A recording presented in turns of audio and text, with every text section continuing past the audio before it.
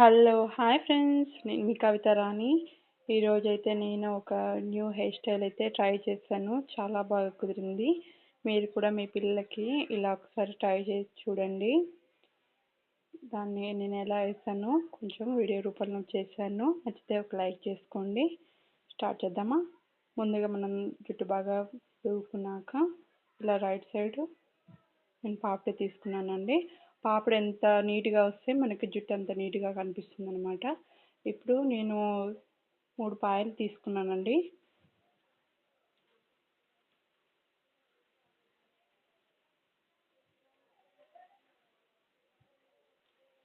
ఇలా 3 పాయలు తీసుకున్నాక ఒక్కొక్క మళ్ళీ వెంట సాయంతో మళ్ళీ వాటిని అందులో కలుపుకుంటూ ఇలా ఫ్రెంచ్ స్టైల్ మనం జుట్టు వేసుకోవాలండి.